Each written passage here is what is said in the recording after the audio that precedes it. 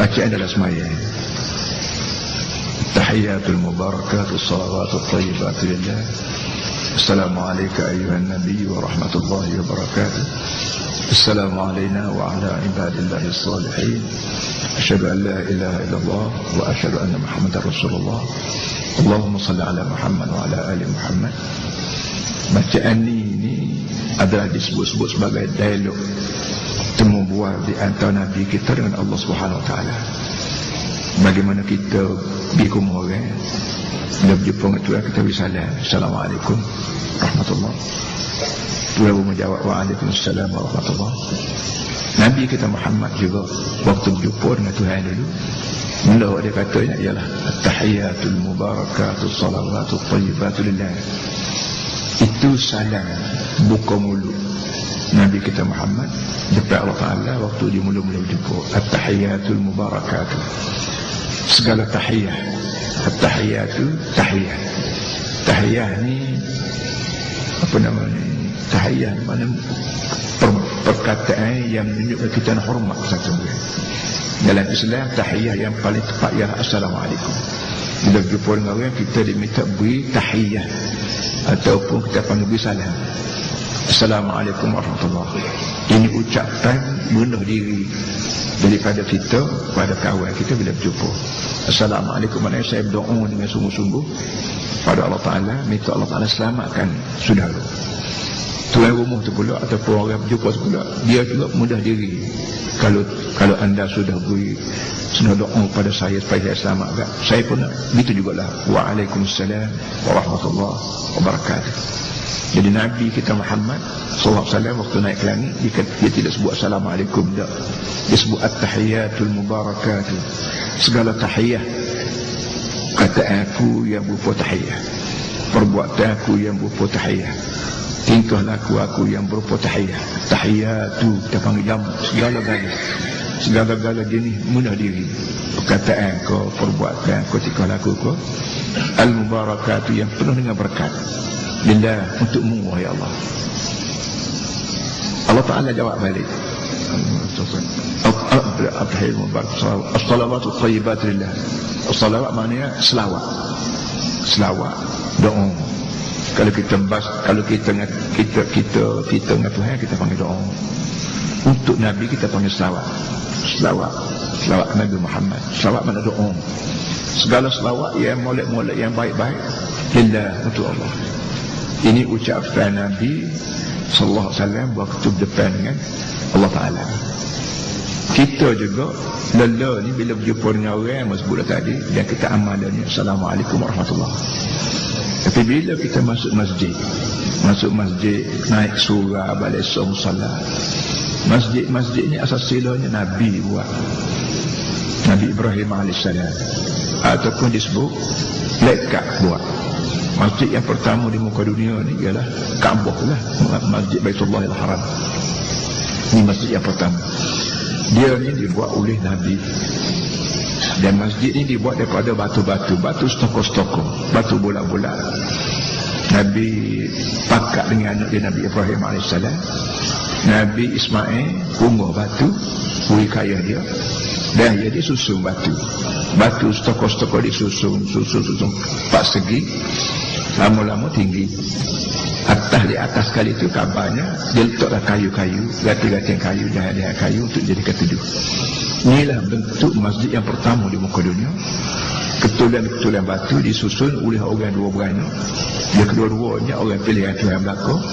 Bukan jenis orang kampung, bukan jenis tuk guru, bukan jenis cikgu, bukan jenis datuk, bukan jenis tasri, apa jenis Nabi. Nabi ni satu pangkat yang cukup mulia, yang bukan orang beri pada orang tu. Sepuluh datuk ni pangkat yang diberi oleh orang, oleh raja, oleh pegawai, oleh sultan, langsung sekali beri pada orang. Tapi Nabi ni lebih pada gelaran datuk, lebih pada gelaran tasri, lebih pada gelaran tun. Nabi orang yang digaranti oleh Allah sebagai orang yang layak menjadi orang tengah di antara dia atau Allah dengan manusia. Allah buat manusia, dan Allah Ta'ala nak suruh manusia, dia larang manusia. Bukan ni mu kena buat, bukan ni jangan. Nak wayak siapa ni? Suruh dan larang. Allah Ta'ala lantik orang tengah. yang dikira mempunyai kemampuan, kebolehan, ada bakat, ada tokoh untuk menjadi orang tengah di antara aku dengan hamba-Ku. Nah, gelaran ini dah kita panggil Nabi. Nabi dan ataupun Rasul. Nabi pun gelaran itu juga, Rasul gelaran itu. Nabi kita Muhammad SAW ni Nabi Rasul pun dia. Jadi kesimpulannya, jenis Nabi ni lah orang yang benar-benar kita ambil contoh ini, kerana dia ni mempunyai bakat untuk apa kita panggil, untuk nak kata untuk nak serupa dengan Tuhan tak boleh, muka dia orang, tapi bakat untuk mendekati Allah. Allah ni zat yang maha tinggi dan tak ada sekali atas dunia ni nak serupa dengan dia. Laisa kamitslihi syai', mukhalafatu ta'ala al-hawadis. Tak ada benda nak serupa dengan Tuhan. Jadi sebab tu, jadi nak bisa ngagapo Tuhan tak nak bisa. Kalau kita kata kereta ni 10 hari super kotak ayam aku, radio ni kalau kata aja tengok radio kita kata super kotak sabung lah tapi dia bunyi suara dia, kita boleh rayak serupa. Allah Ta'ala tak ada benda kita rayak Tuhan ni sepuluh berani sepuluh rumah sepuluh bukit ke sepuluh tak ada. Tetapi keadaan begitu pun ada di antara orang ni yang boleh mendekati rapat dengan Allah Ta'ala, kerana Allah Ta'ala tahu orang ni, orang aku buat ni aku tak bakat pada dia, perangai molek kau, menjuru kau, jenis lebar kau, jenis amanah kau, jenis ini duduk ternia pun nak ke akhirat kau. Ni sifat-sifat Nabi ni yang sangat-sangat mustahab ada pada orang yang nanti jadi Nabi. Dan dia juga mempunyai bakat untuk kira-kira orang dengan Allah Ta'ala pun boleh rapat. Dan bila Allah Ta'ala suruh dia sekala, lari sekala, dia boleh buayak pada manusia, sehingga sampai manusia ni puas hati, terima ke tak terima, tak tahu orang lah pula. Pasal jenis degil, jenis kerak-kerak kita panggil ni, tak terima. Tapi jenis orang yang insaf bahawa hidup kita atas muka dunia kerana limpah kurnia Allah. Allah tolong buat kita, Allah tolong buat bumi untuk kita bercocok tanah, Allah Ta'ala tolong buat air untuk kita minum, Allah Ta'ala tolong buat udara, tolong buat oksigen, tolong buat hidrogen, tolong buat nitrogen, tolong buat untuk kita hidup semua sekali. Orang isah begini kita bahasa ya sungguh Tuhan ni baik dan mustahak kita taat kepada dia. Nak boleh taat Tuhan nak buat lagu mana kalau kita tak boleh bahasa dengan Tuhan. Situ lah tepatnya Allah Ta'ala kirim Nabi. Nak taat Tuhan buat mana pun jangan tinggal Nabi. Tak boleh buat pandai-pandai. Kau tembak buat pandai-pandai, orang panggil bid'ah, orang panggil khurafat. Sebanyak mana Nabi aja tu cukup molek dah, tak payah reka setiap lain. Sebab tu ajaran Nabi ni orang panggil ada nusus, ada furu'iyat. Kalau nusus ni benar nas, dia tak boleh ubah dah. Ikrah apa ni paksi dah dia. Kalau kasih enggak paksi, nak musim legak setara mana pun boleh, tapi paksi itu kena hukum molek. Kalau paksi tegur dia bunuh dah dulu. Dah sini pakam putih kita enggak apa semua sekali.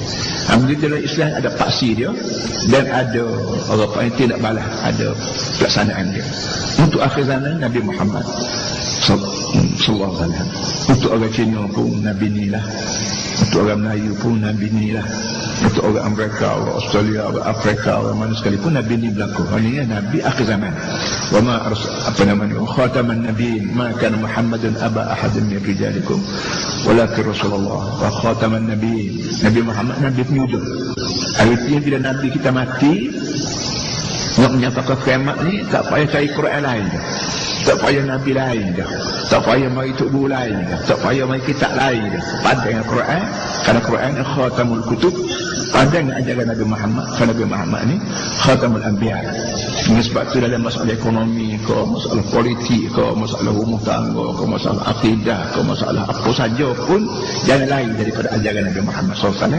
Kalau lagi juga kita berjumpa dengan sesat tak jumpa jalan.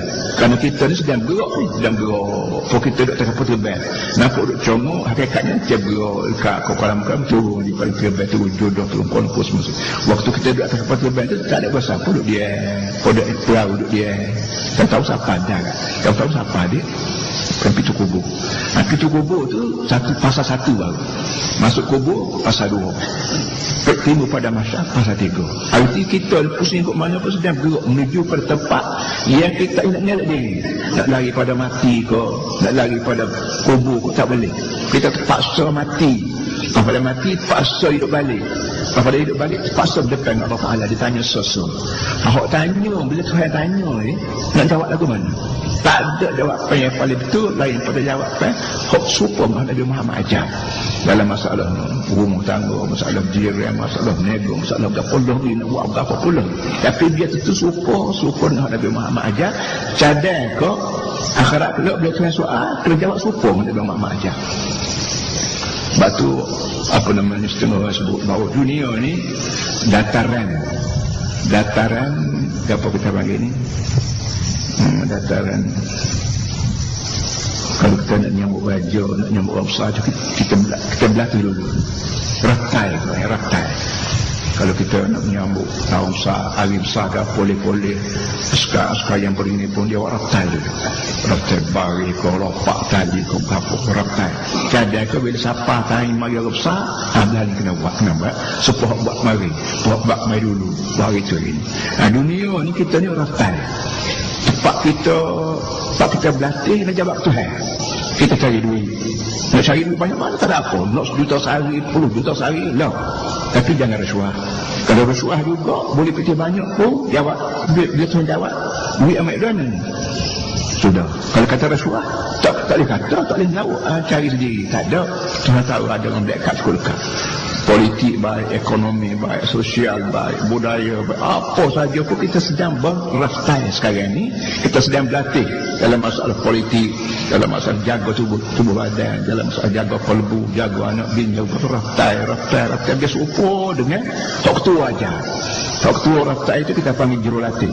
Hak tua raftai kita ni panggil Nabi Muhammad sallallahu alaihi wasallam. Ini ketua raftai kita. Dalam politik Nabi Muhammad merintah negeri, dalam ekonomi Nabi Muhammad meniaga, dalam rumah tangga Nabi Muhammad kahwin beranak, dalam masalah perang Nabi Muhammad jadi pengelima, dalam masalah perdamaian Nabi Muhammad juga sign tanda tangan surat perjanjian. Tak ada benda yang Nabi Muhammad tinggal. Yang Nabi Muhammad mati, maka segala-galanya siap belaka. Termasuklah masalah sembahyang pun Nabi Muhammad jadi tu imam. Dan sungguhnya sembahyang ni sampai esok kan Nabi kita Muhammad turun dari langit ni, Jibril Allah Ta'ala kira Jibril sebagai jurulatih. Jibril turun, Nabi Muhammad sembahyang, dia jadi tu imam, Nabi Muhammad jadi makmum, dan sahabat-sahabat Nabi jadi makmum tu Nabi Muhammad.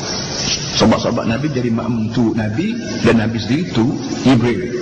Lah mana nak akad tebing, lah mana nak rokok, lah mana nak sujud, nak baca berapa, nak buat lagu mana, sujud berapa kali, rokok berapa kali, salam lagu mana, semua dipraktik secara amali, secara praktikal oleh Jibril AS. Bersungguhnya Allah Ta'ala minta manusia ni sembahyang. Tak kira mu ni Cina, kau Melayu, kau Arab, tak kira asalkan mu ni orang, hamba aku belakang tu kena buat. Mu setuju tak setuju ke kerja mu ni dia buat, kerana mu ni hamba, aku ni bos mu, aku ni Tuhan. Itulah dia kurang hadis muqaddimah daripada ayat kita nak baca sikit lagi ni. Dan ayat ni ayat surah Isra. Sebut Isra, dia berkaitan dengan Mi'raj. Kita panggil Isra Mi'raj. Isra sepatah, Mi'raj sepatah. Asra yusri, Isra'an di bahasa Arab ni. Isra maknanya bawa jalan, berjalan malam. Mi'raj araja ya'budu urujan Mi'raj, naik ke langit.